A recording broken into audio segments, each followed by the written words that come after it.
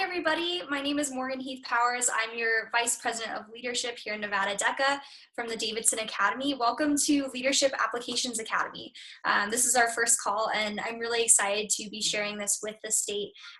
The idea behind this program is to really tap into those leadership strengths and skills that we all have. DECA equips us with an incredible skill set, but I think it's really important to bridge the gap between what we learn in DECA and where we'll go after graduation and how we'll really use those skills in the real world. So that's what this program is intended to do. It's to help listeners like yourselves broaden your awareness of your own natural leadership style, to also broaden your skill set. So becoming aware of those strengths and weaknesses, and then turning those into skills that you can use in the real world. It's also to set goals. So throughout this, I encourage you to pause the video and think, ask yourself questions. Is this something that I have a strength in, or is it something that I need to set a goal in order to improve upon? And also, this is a great opportunity to really think about where you stand within your organization. So not just within Nevada DECA, but within your school at large or within your organization and your community at large. So always be, asking those questions, where are you at now, but where can you be? So that's what this program is all about. How you can get the most out of this experience is, again, asking those questions. Feel free to pause the video, especially when I show different visuals that could be helpful, so stop and think about them. And feel free to reach out to me with any questions that you may have. I am more than willing to do one-on-ones with students within Nevada DECA, so please contact me if you're ever interested in talking about some leadership goals that you have or some things that you want to develop. If you want to practice a role play or do a kind of like interview simulation, I'm a resource that you can use at your disposal in order to practice those kinds of skills. So with that, we're going to go ahead and jump right in. This first call is it's mainly being about, it's about being aware of where you stand as a leader right now. So I'm going to go ahead and share a presentation with the group to dive right into that.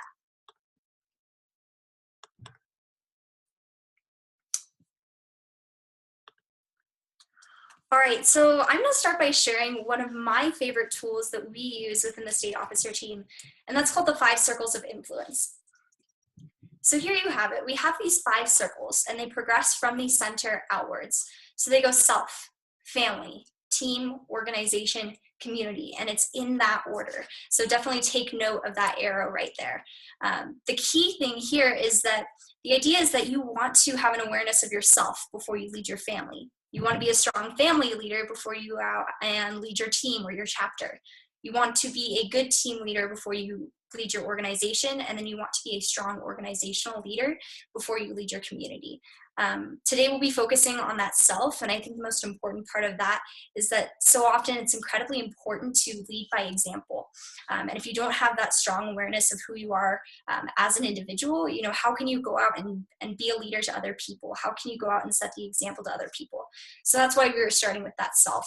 I'll provide a brief example that might be familiar to some of you as students.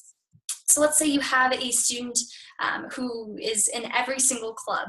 Maybe they're president of their chapter, maybe they're in Key Club, they're in chess club, they're in debate, they're in the National Honor Society, they have great grades, all that good stuff. But when it comes to their family, maybe they don't spend a lot of time with their siblings. Maybe they're pretty distant from their parents. And lacking that support system, they likely are not as strong of a leader within those other things that they do outside of their family, because they don't have that support system. And even if they have a strong sense of self, or they feel like they do, if they're not employing that in their family, I think that they're missing out on their kind of potential. So that's just one example of how it's really important to be aware of the progression of these circles. And it's always important to always be asking yourself how you're doing on each of these stages.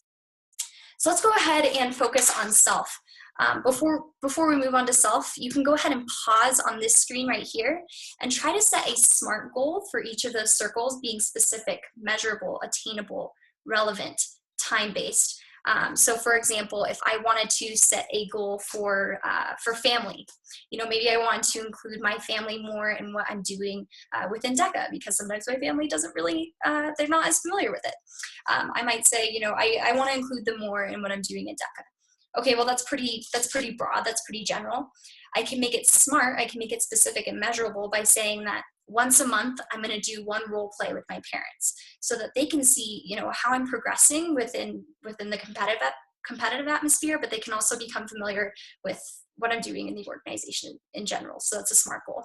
So feel free to pause and go ahead and set a goal for self, family, team, and throughout.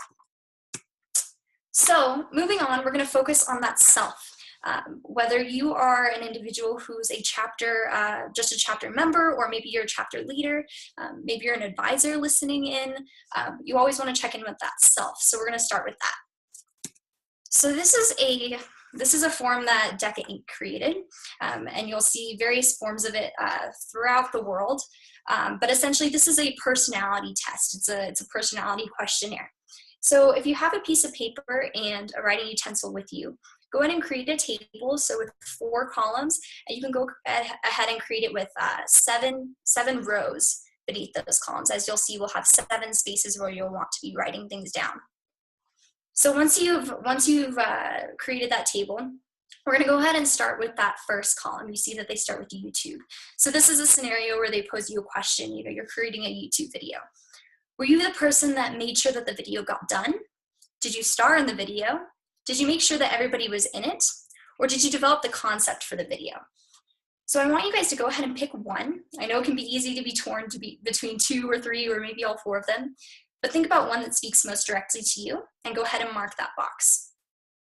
Feel free to pause the video if you need time, but then we'll move on to the next one. So asking yourself if you're more of a person that falls under management. Maybe you're a supervisor, maybe you'd be in marketing or sales, hospitality and tourism. Maybe you're more of an entrepreneur and innovative thinker. So go ahead and select those, and then we'll go ahead and move on to the next row and then the following rows. So once you move through all of those, you can go ahead and tally your score for each column. So for example, if I selected this first box for section 1, and then I selected the second box for section 2, and then the third box for section 3, and then the fourth box for section 4, I'm going to have 1 tally below each column. But you should have one column that has a greater number of tally marks than the rest of them. So go ahead and circle that column once you've added them all up. So you'll either fall under section 1, section 2, section 3, or section 4. So here we go. If you fall under that first section, then you are what we call a driver. You're the executive type, so maybe you want to be that CEO. Maybe some people perceive you as bossy. That doesn't mean that you necessarily are, but that's how you might come across. Maybe you dislike ineffectiveness. You're all about being productive and making the most of the time that you have. You like structure. You're the thinker. You like the details.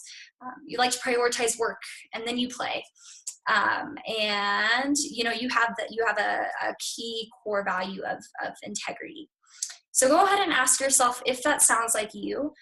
If you are a driver, if your scores yield that, then feel free to ask, does this really speak to me? Maybe it does, maybe it doesn't.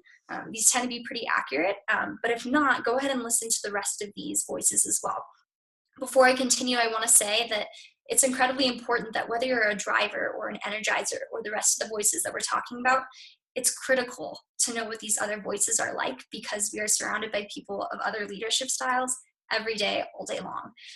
And when you're more aware of yourself, but also the people around you, you're so much more set up for success. So go ahead and give the rest of these a listen. So if you're an energizer, you are fun-loving, but you're also action-oriented, more in the moment. So maybe you're less dwelling on the past, less dwelling on the future. You're more about living in the now. Maybe other people perceive you as not being very serious. Maybe you come across as a bit silly, but that's your personality. You dislike inflexibility, so too much structure. This is pretty different from a driver. So you don't like that structure. You like to learn through experience and being hands-on. You're still work and play. You like both of them. So that goes back to, you like action. You like getting things done. You like change. But you like fun. You like to have a good time and to live in that moment. So we'll go ahead and move on to the next ones. So let's say you're a caretaker. I'm a caretaker. So you see yourself as being caring. You're warm. You're about people. You're about helping people. You just want to help people. But other people might see you as naive. or too touchy-feely. You dislike hypocrisy. You dislike it when people aren't genuine, when people don't tell the truth or aren't completely upfront with you. So they don't like that insincerity. But they really like collaborating with other people. They like those warm atmospheres. They are definitely people. And so you like to work and play, but the key word here is together. So bring people together. So cashing back to that YouTube video question, you would probably be the person that got everybody in the video. You like teamwork as well. So ask yourself, maybe you're a caretaker, maybe your score yielded that, but maybe you're an analyzer or or one of the other voices, but you can still have some of these qualities as well. So last but not least, we'll move on to analyzers. So that's section 4. So analyzers. We feel, analyzers feel that they're very knowledgeable. They're goal oriented, so they're great at planning. These are the people that are planning the school dances and setting the deadlines and making sure that they're all done. Some people may perceive you as being arrogant or maybe shy, maybe withdrawn, too focused on your projects. But you also dislike inefficiency. So similar to your drivers. Similar to those drivers, you dislike that inefficiency. It's all about being productive. These are people that like the big picture. So yes, they're focusing on planning things, but it all comes back to that big picture. Like what's the big goal here? So that's a really neat quality. So they plan to work and play. I like this description. So they enjoy the balance between work and play, but they want to make sure that they plan it out. So that's kind of a funny example. Key DECA core value, innovation. So these might be the entrepreneurs that you see. So with that, go ahead and we're going to move on to the things that you can work on in strengthening your voice. So for example, if you are an analyzer, you have a lot of strengths here that you can really play on and bring out, whether you're focusing on personal goals or if you're focusing on enhancing your leadership in your chapter or in your school or in your family. There are always things that we have our strengths, but there are things to work on. So we'll go ahead and move on to those things that you can grow. So if you're a driver, these are the detail-oriented things, the people that like to work first, and then maybe they can play. So these are the people that need to work on relaxing a little bit, being a little bit more in the present moment, taking a breather, understanding that failure is essential. Also understanding that just because we don't have a plan right now doesn't mean that this idea couldn't be hashed out further, that we couldn't pursue it. So those are the kinds of things that drivers need to work on. If you're a driver or if you're not, go ahead and pause and look through this list, pick at least one of these goals that you would like to work on and think about how you can really achieve it. Set yourself a time frame. So think about those SMART goals. Think, over this next month during our chapter meetings or during my family dinners, I'm going to watch my tone and my tact. I'm really going to think about that. So that's one way that you can strengthen your leadership style as a driver. Moving on to energizers. So learn to be fully present and listen before responding. So if you could imagine, you're having a discussion in class and somebody's talking and they bring up a great point and all of a sudden you're thinking about what you're going to say next. So an energizer, what you want to work on is putting a halt on those moments and thinking, let me fully listen to what these people are saying. So that's something that an energizer needs to work on, is being fully present in the moment. Similarly, watch how you talk, watch finishing other people's sentences or interrupting people. It doesn't mean that you're trying to cut them off, but be mindful that you're holding back your ideas to let other people speak. Anyone can generate ideas. Learn to rally others up. So learn to build up other people's ideas. Understand also that not everything is going to be fun, but good times don't always yield good results. So you have to be aware that fun doesn't always equal to success. Failure doesn't always mean something that's not fun. So that's kind of an interesting dynamic. So go ahead and pause this. If you're an energizer, pick at least one that you want to set a SMART goal for. So then caretaker. This one's always interesting to me. So service is your strength, but be careful that you're not being too helpful, that you're not draining your own energy and helping other people. This is really interesting because something that we talk about in DECA a lot is about living through service, and always be asking yourself, how can I be of more service? How can I serve other people? But I think a really important thing is that you always have to be checking in with yourself. You know, am I giving myself what I need in order to be my best self when I go out and help other people? It's so important. Great lesson for all of us. Let's see. Oh, I like this one. Suit up and bring your body armor to work with leaders who aren't your style. Again, something I think that we can all learn from. Pay attention to what we're going through with each of these leadership styles, because you're going to encounter people like this every day, all day. So be prepared to work with people that, you know, your personality may not always jive with, and be flexible. Another one, deadlines affect others. Being late because you were serving others is still being late. So that's a matter of, you know, having your priorities in order. Another thing for caretakers is you want to try and stray away from drama, so don't get involved in that kind of stuff. Go ahead and pause this if you are a caretaker. Analyzers. Okay, so similarly to drivers, analyzers, you want to be mindful that when people are hashing out ideas and throwing these out there, just because it doesn't sound, you know, fully hashed out or fully planned out right now, doesn't mean that it doesn't have potential. So be that person that is able to be open to those sometimes crazy ideas, give those people some time to talk them out, and then go into planning, then go into critique them, but be sure that you're hearing people out fully. When someone shares their feelings, don't try to overanalyze them. Sometimes all people need is for you to listen. Not everything requires analyzing. As much as analyzers might be tempted to, sometimes things just need to be viewed. They just need to be listened to, and they don't need anything else. Again, be careful not to overthink things and miss the moment. So again, similar to energizers, being present in that moment. All right. So again, pick at least one thing that you would like to work on for your voice. Key thing here, write it down. I'm sure that many of you have heard this before, but you're so much more likely to follow through with pursuing a goal when you actually write it down. So that's super, super important. All right. So with that, we'll go ahead and come back over to this call.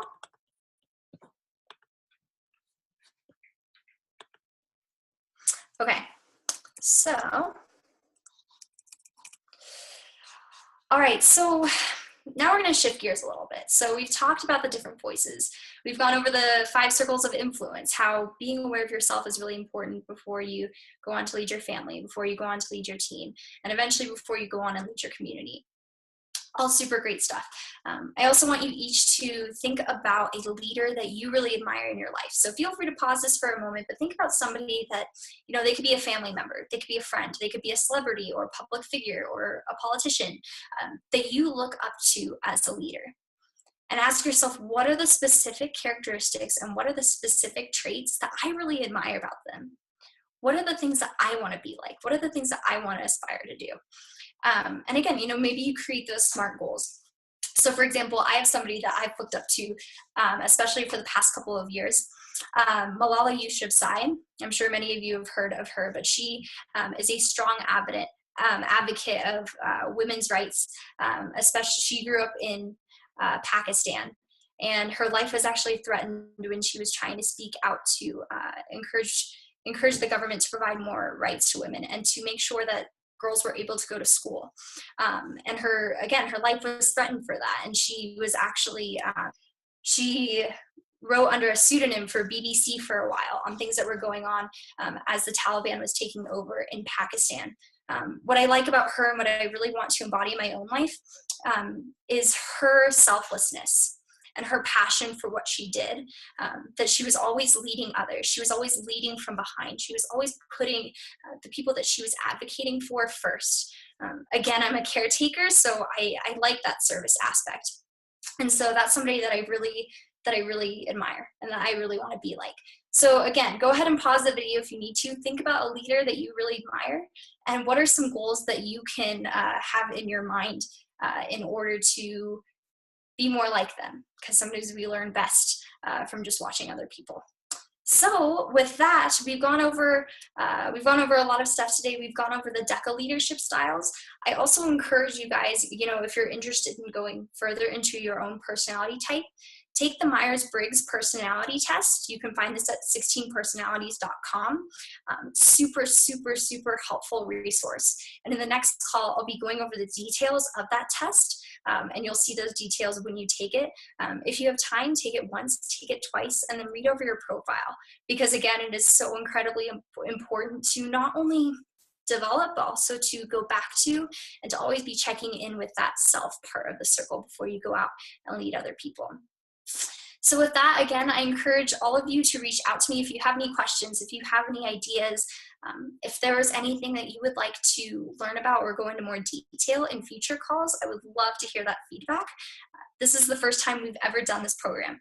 And so that's a really exciting opportunity, because there's a lot of flexibility. And so your feedback will definitely make a difference. And again, if you are interested in those one-on-one calls, I encourage you to contact me as well. But thank you so much for tuning in. Feel free to turn back in the video to look at other things that we went over, and have a good night. Thank you.